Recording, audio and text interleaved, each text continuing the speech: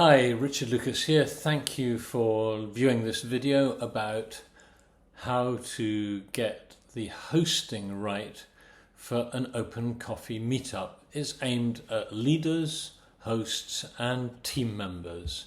So what this short video contains is a brief introduction to the big idea of what open coffee meetups are all about and how to host a meeting. There should be links under this video taking you to blog posts, further videos, and my contact details, which are also at the bottom of the screen if anyone's got questions. But let's dive straight in. So, what's the big idea about open coffee meetups? They are regular, typically weekly, bi-weekly, or sometimes monthly meetups that are focused on the participants and networking. Typically they're for business and social entrepreneurs and people who want to work with them. So potential employees, investors, co-founders, partners, and what else can I say? Entrepreneurs themselves, vendors.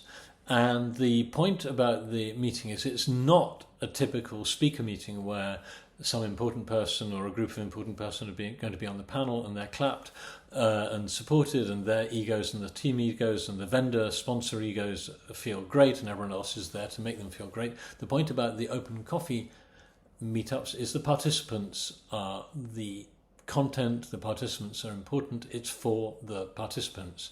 And the key buzzwords, keywords about the events are that they're efficient meetings, they're informal, friendly, inclusive, open and usually free. We want to support entrepreneurs who make a lot of money, but this is for people who could be at the beginning of their journey, who haven't made money yet. The format is important.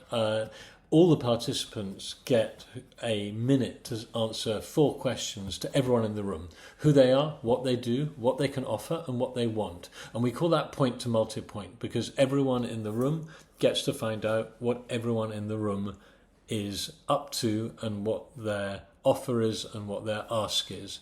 And that is a very good way to kick things off. And typically, while this is going on, the host will be showing on the screen either a link to a web page of the person speaking or their LinkedIn, so that it's much easier to understand what they're talking about, particularly in the international communities that these events take place in.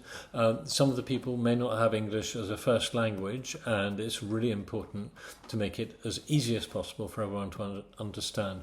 Often we use a digital notice board, which can be the meetup chat, Facebook chat, or a digital notice board like a Google Doc, so that people can also paste in their details there for people who want to follow up later.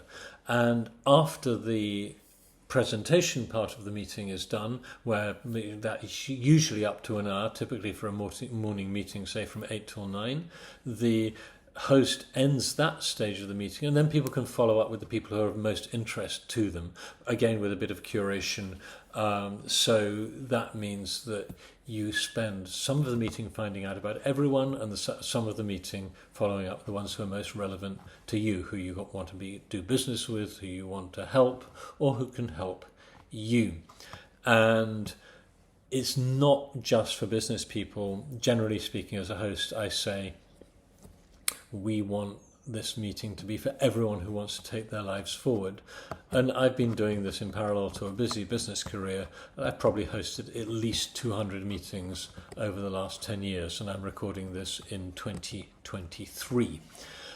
So let's move on to the details of hosting. Hosting is a specific skill set.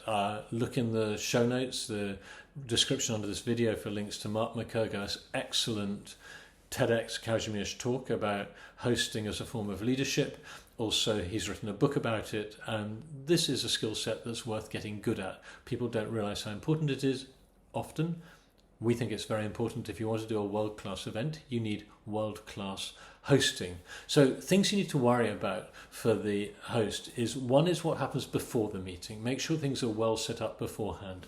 And that typically means visiting the venue, if you can, prior to the event itself, and notice things like keys. If you're doing it early in the morning, how are you going to get in? What's the flow of guests through the building as they arrive, imagining that some of them have never been there before. It's a good idea to print out A4 posters, easy to do with PowerPoint, just an A4 slide saying welcome, the name of your event, and stick them up with sticky tape or blue tack with arrows on to show people through the building to find the room itself. It's important to do this not just to help them, but also it signals that you care about the participants. This is a participant-focused event.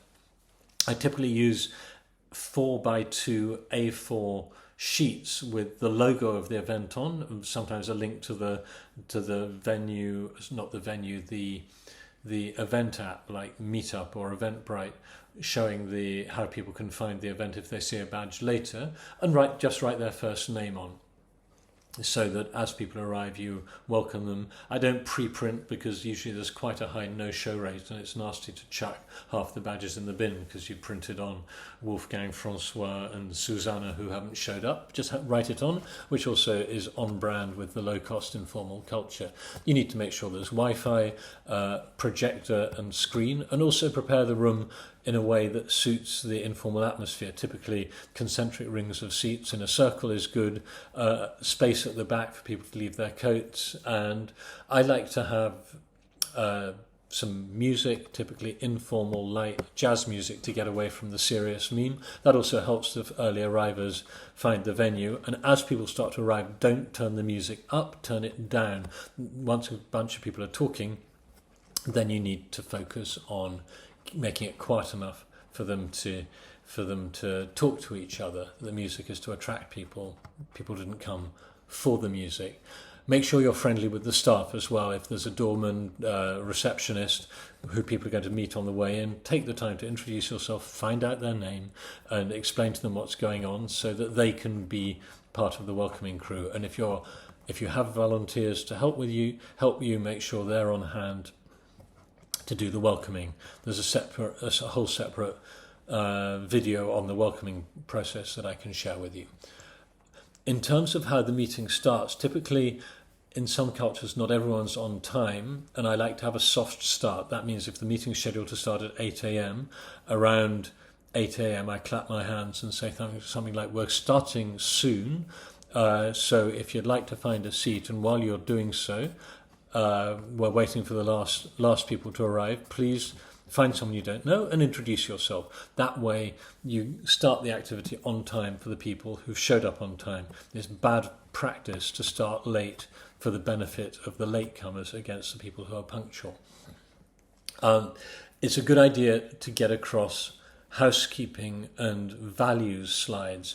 I talk about how our events are inclusive, welcoming, informal, fun and efficient.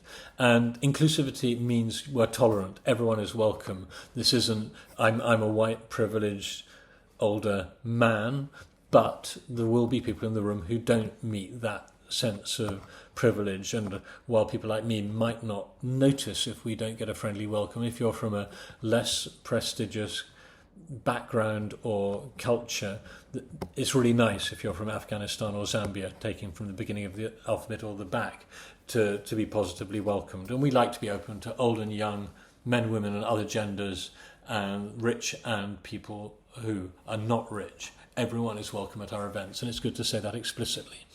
Good to get across the timekeeping. I want this to be a 10-minute video, so I'm going to race on, explain that you're making discipline on the timekeeping for the benefit of everyone. You don't want some person who needs 15 minutes to dominate the meeting. If there's trouble with getting people to participate, explain to people that in the first half of the meeting there may be a shortage of people wanting to present. In the second half of the meeting, sometimes more people want to present as they realise the time will soon be up, at which stage they're just going to be one-on-one. So, and if no one's presenting, just pick people out in the audience, point at them and say, Philip, Susanna, whatever, you're next. Off you go.